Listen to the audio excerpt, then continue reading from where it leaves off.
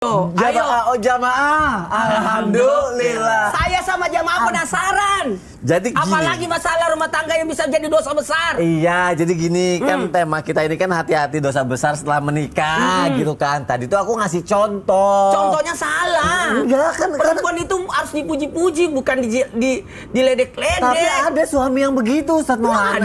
Ada. Misalnya si istri dandan cantik, mau kemana Neng? Dandan cantik Tumben kondangan. cantik. Iya, tumben apa segala macam. Lagi masakin suami, tumben nih masak. Kayak gitu-gitu. Tanyain sama Bib. Habib langsung lah. Kalau emang kayak gitu dosa besar, Bib. Laki-laki yang tidak bisa menjaga lisannya, suka menyindir gitu loh, Bib.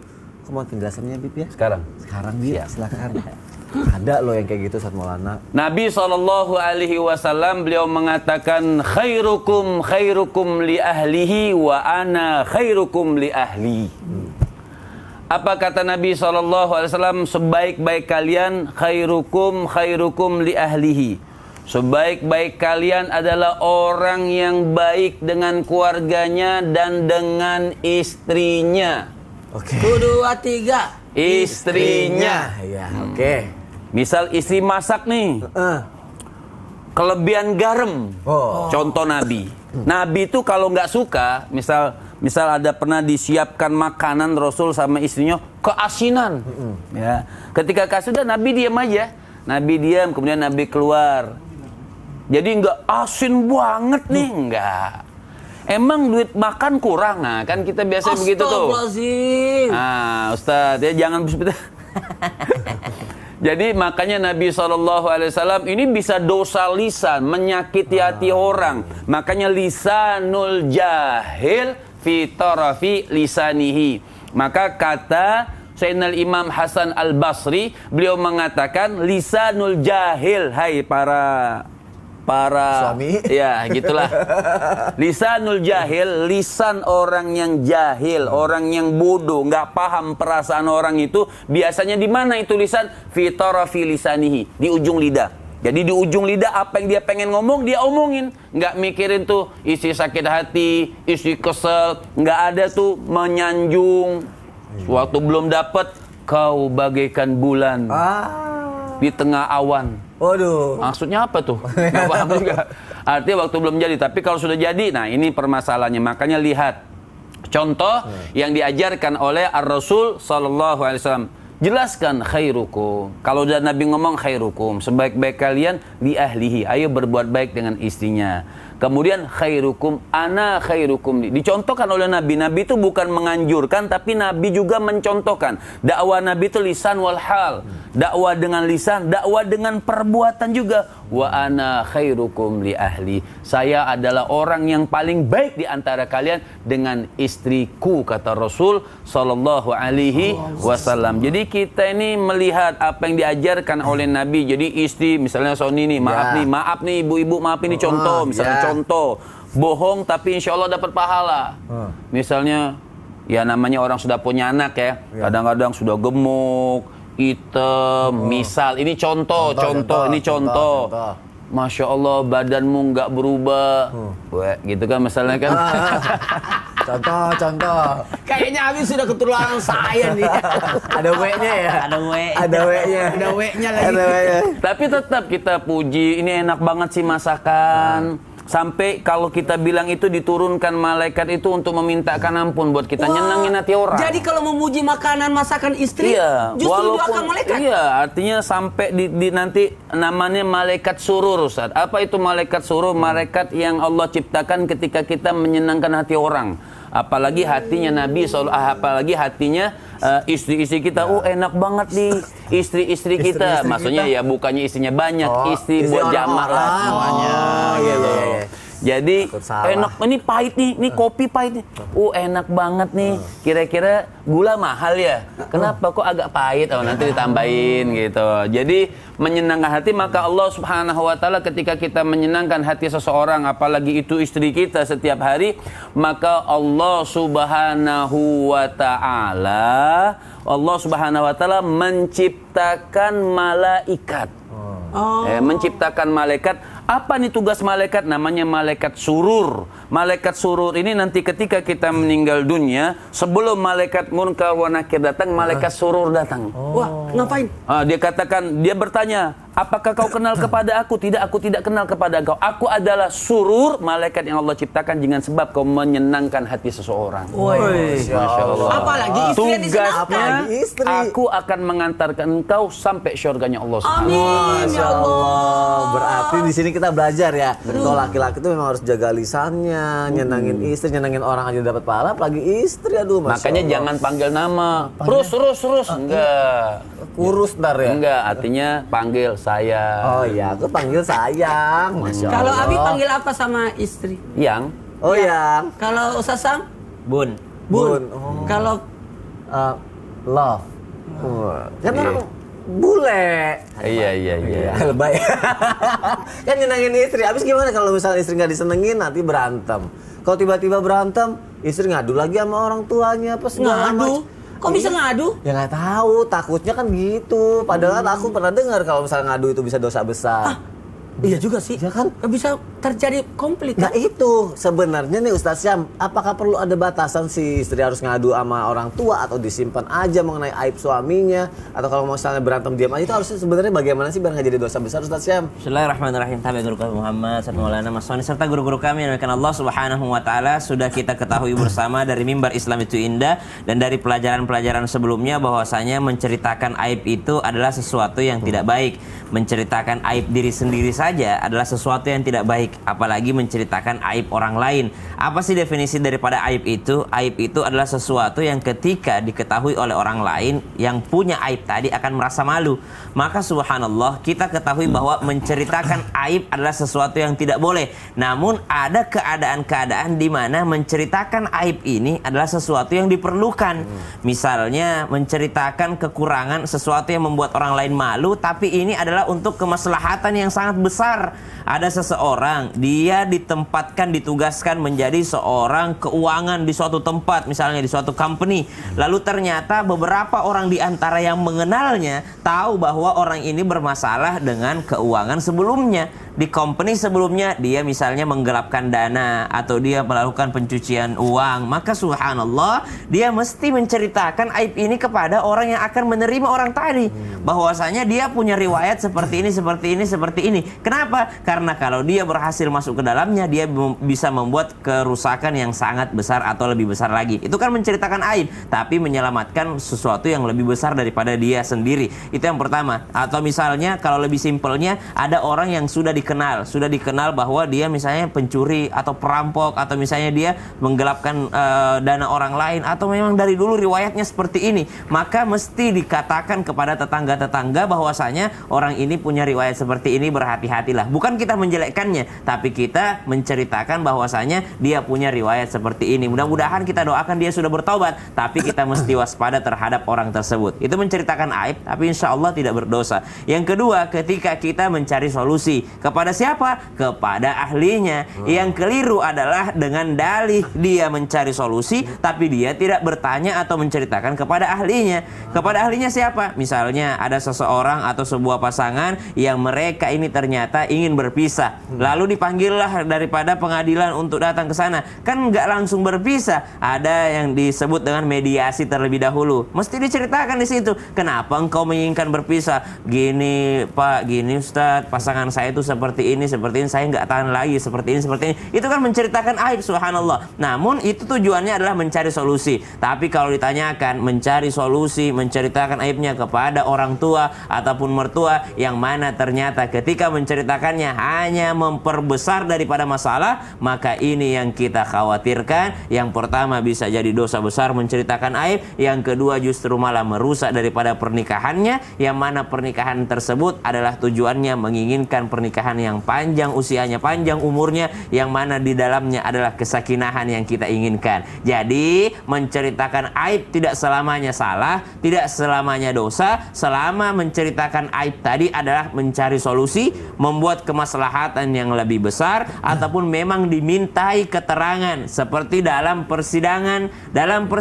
dia juga dimintai keterangan. Ada apa? Kenapa? Apakah engkau melihat dia melakukan kesalahan? Ya, saya mau menceritakan tapi tidak enak aib orang ini. Wah, padahal dimintai sebagai saksi. Subhanallah. Jadi kalau sudah dimintai sebagai saksi, maka dia wajib malah menceritakan daripada kekurangan tadi. Banyak kok orang-orang datang kepada Nabi SAW. Misalnya ada yang datang mengadukan suaminya Abu Sufyan, ya Rasulullah, suamiku itu adalah sangat pelit. Apakah dia menceritakan aib suaminya? Sedang menceritakan aib suaminya, tapi kepada orang yang tepat. Siapa itu? Baginda Nabi SAW. Maka Nabi SAW tidak langsung menjawab dengan, dasar itu emang suamimu pelit itu, suamimu. Tidak. Nabi SAW dengan segala kemuliaannya justru menjawab, engkau bolehlah mengambil daripada sekedar kebutuhanmu. Ambillah daripada sekedar kebutuhanmu kalau memang suamimu orang yang pelit. Yang keliru ketika kita menceritakan kepada orang yang salah, justru ditambah-tambahin. Kayaknya memang begitu sih suamimu itu, saya kenal sih, dulu sih emang seperti itu, gini. Aduh, subhanallah. Maka menjadikan rumah tangganya retak. Bukankah itu tujuan daripada iblis, tujuan daripada syaitan, memisahkan atau menghentikan sebuah ibadah yang sangat panjang, yaitu pernikahan. Wallahu ta'ala a'lam. Berarti kalau udah mentok banget dan butuh solusi, mau mencari solusi, ceritanya ke orang yang tepat, tidak apa-apa gitu ya? Iya, pintu darurat kan. Pintu darurat pernikahan adalah perceraian. Jangan dibuka dulu sebelum nanya ahlinya. Oke, jangan sampai kebuka Contoh, dulu ya. penyakit pasangan. Ya jangan tanya orang, tanya ke dokter. Oh iya benar. Kamu mencari pengobatan. Atau orang mau ngelamar, kita Iya. boleh tahu keburukan itu orang yang mau lamar, kita kasih tahu. Oh begitu. Bibit kobotnya. Boleh. Terima kasih Ustaz Semel untuk penjelasannya ya. Pak Ustaz Maulana ada lagi. Aku mau nanya. Ini aku juga kadang bingung nih. Pertanyaannya gini. Katanya ada beberapa yang kadang suka tanpa sadar pasangan ini kalau udah ngumpul suka diumbar. Dan juga ada beberapa hal yang kadang pasangan setelah menikah meremehkan ini. Ini aku nggak tahu maksud apa dari pertanyaan ini. Saya terima kasih banyak pertanyaan ini memancing saya untuk menjelaskan sesuatu yang dianggap remeh orang, padahal itu bisa jadi dosa besar. Apa? Mau penjelasannya Ustaz? Izin Habib dan Ustaz Sam. Kepada semua laki-laki, wahai suami, untuk membuat teman-temannya tertawa di warung kopi lah, atau di pertemuan, di reuni lah, di pertemuan teman-temannya, lalu dia menceritakan persoalan maaf di dalam kamar. Waduh, istri saya itu begini, istri saya begitu. Tidak boleh menceritakan apa yang ada terjadi di dalam kamar. Maaf, saya pinjam kata-kata ini, diranjang. Apalagi termasuk wanita. Untuk membuat lelucon, canda-candaan, menceritakan tentang apa yang terjadi. Wih, suamiku itu ternyata punya tompel. Di mana? Di sininya. Diceritain. Tidak boleh. Ternyata ada titiknya di sini. Yuk. Ampun. Tak boleh menceritakan. Jangan. Unna libasul lakum wa antu libasul lahunna. Jangan sampai orang merendahkan suami disebabkan dia sendiri. Suamiku itu ini. Tidak boleh. Tidak boleh. Nah, yang ini mohon maaf ya, buat laki-laki menggampangkan kata talak. Saya itu kalau keluar rumah, saya jadi bujangan. Waduh. Berarti dengan sendirinya engkau menceraikan istrimu di rumah. Saya kalau tidak ada istriku kalau saya pergi keluar kota. Jangan sampai ucapan itu keluar dari mulut hanya untuk bercanda. Tidak boleh. Nikah, talak, rujuk tidak boleh dicandain. Maka kata-kata yang biasa muncul untuk sebagai guyonan bisa jadi itu jadi kenyataan. Hati-hati. Di lidahmu itu jadi doa. Kullu kalam ad-doa. Setiap ucapan jadi doa. Bisa jadi diaminkan malaikat. Hati-hati mempermainkan kata talak, hati-hati mempermainkan atau berbicara tentang hal-hal yang harusnya dirahasiakan, persoalan kekurangan pasangan dalam hal ini fisik atau apapun, itu tidak boleh. Apalagi yang ketiga, mengambil hak pasangan yang harusnya disampaikan. Ada bonus akhir tahun, beritahu pasangan. Aduh, pada senang tuh yang di depan situ tuh Ustaz, pada bergembira. Kalau ada bonus akhir tahun beritahukan pasangan. Jangan disembunyikan. Ini bisa uang apa ini, Kak? Kenapa ada uang di laci? Uang sial. Katanya uang sial. Kok uang sial? Ketahuan. Iya, udah Sial kumpetin ketahuan, tetap katanya. dapat. Dalam harta kita ada hak pasangan kita. Dalam harta kita ada hak pasangan kita. Kebayang nggak menangis, menetes air mata pasangan kita karena satu kantor tetangganya sama suaminya. Lantas dia tahu istrinya dapat bonus dari suaminya, dia tidak dapat. Aduh, jadi nanya deh istri ini ada bonus akhir tahun. Wahai suami, jangan pernah engkau menahan haknya istrimu. Begitu pula istri, jangan pernah mencuri, mengambil harta suami. Oh, ada uang di kantong, ada uang di dompet, ada uang ketemuan, tidak boleh, harus disampaikan kepada suami. Jangan sampai itu adalah uang titipan orang kepada suami, bukan uang pribadinya, kasihan. Siapa istri mencuri ataupun suami mencuri atau tetangga mencuri harta orang yang di dekatnya, terdekatnya, maka bisa jadi dosanya 60 kali dosa pencuri. Pagar makan tanaman. Aduh. Dia beri amanah, dia menyalahi amanah, maka ada 3 dosa. Jika dilakukan tidak ada dosa kecil, semua dosa besar. Siapa itu? Guru. Kalau sudah status jadi guru, ustadz, tidak ada dosa kecil, semua dosa besar. Karena panutan. Yang kedua adalah orang tua. Tidak ada dosa kecil padanya, semua dosa besar. Karena ada anak istri yang mengikut. Yang ketiga, maaf, yang sudah diangkat jadi pimpinan, pemimpin.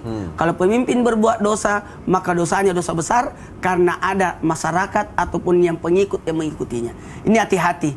Jangan pernah meremehkan kalau kita sudah jadi suami ataupun istri. Selamat menempuh hidup baru. Wah, kok menempuh hidup baru lagi? Karena ada 2 hidup, hidup lama dan hidup baru. Hidup lama adalah hidup ditanggung, hidup baru adalah hidup menanggung. Oh, Masya Allah. Jangan pernah menahan hak istri. Sepatu aja punya hak, apalagi istri. Wah. Beda itu. Beda ya. Ini Itu hak buat ini nambahin kan? tinggi. Iya. Tapi laki-laki juga ada sepatu hak. Oh iya. Sepatu hak. Laki-laki juga punya hak. Apalah itu. Ya udahlah, aku bacain lagi aja pertanyaan dari jamaah ya. Yuk kita masuk lagi ke segmen Tanya Dong Ustadz. Kami semua tanya dong Ustaz. Masya Allah, tabarakallah. Ada pertanyaan dari Instagram Allah. Kok hari ini aku nggak lucu ya? Lucu. Lucu kok. Dari tadi lucu. Lucu yang menakutkan saya sih. Karena jangan sampai Pak Irus marah. Maaf ya Pak Irus, cuma Udah, bercanda. Iya, bercanda. Udah nih, aku lagi mau bacain lagi deh. Assalamualaikum Ustadz. Saya baru menikah dengan istri dan kami sama-sama bekerja. Kami punya pembantu dan yang ngurus keperluan di rumah. Jadi istri saya tidak sedikit pun untuk mengerjakan rumah tangga dan tidak mengurus anak. Jadi semua diserahkan kepada asisten rumah tangga. Apakah saya dosa karena tidak mendidik istri yang semestinya? Karena orang tua bilang istri harus ngurus rumah tangga dan ngedidik anak. Tapi saya kasihan kalau ngeliat istri saya capek, Ustadz. Gimana jadinya nih, Ustadz Syam? Boleh dijawab melalui tausiah nggak, Ustadz? Oh, dilema dia antara Iya. mengikuti kata orang tuanya atau memuliakan istrinya. Subhanallah. Tapi guru Habib Muhammad, Ustadz Maulana, Mas Soni serta guru-guru kami yang dimuliakan Allah Subhanahu wa taala, tidak ada satupun perintah untuk yakni menyatakan bahwasanya istrilah yang mengurusi seluruh urusan rumah tangga, tidak ada. Begitu pula yakni istri yang memegang seluruh uang suami. Jadi kalau tidak mau juga memegang daripada seluruh urusan rumah tangga, jangan pegang juga seluruh uang suami. Maka subhanallah, tapi dua-duanya bisa dijalankan. Kenapa?